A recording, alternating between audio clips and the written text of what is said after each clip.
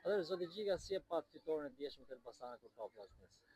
Elbasani dje ka përjetu një festë të vërtet sportive. Ekipi tashmë është i konsoliduar dhe fitore ishte plotësisht e merituar. Sa rëndësishme ishte ky 3 pikësh për kampionatin? Ky 3 pikësh ishte vendimtar. I bëj thirrje ekipit për këto 3 ndeshje që kanë ngelur të bëj maksimumin. Dhe në Final Four unë them që 2 ekipet do konkurrojnë denjësisht. Elbasani, pastaj Shkodra. Dhe jo si thosh gjithmonë Shkodra. Shkodra, po i pari është Klubi Sportiv Elbasani, pastaj vjen Vllaznia. Cili ishte çelësi i suksesit të fitoren e Elbasanit dje? Ishte uniteti, lufta në grup dhe menaxhimi i mirë i lojës nga futbollistët cilësor.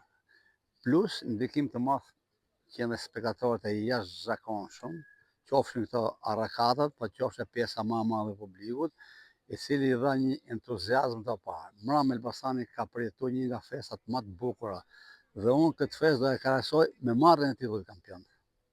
Sa i mundshëm është marrja e titullit kampion këtë sezon, rikthimi te titulli kampion? Shiko, jemi të sinqert. Deri dje para neshës unë nuk isha kaq optimist sa jam sot. Me fitoren tëre një bindës ndaj Vllaznisë. Unë them plot gojen që Shkodra bëj kujdes. Elbasani e ka rival kryesor. Cila është këshilla juaj për ekipin në këto ndeshjet e fundit?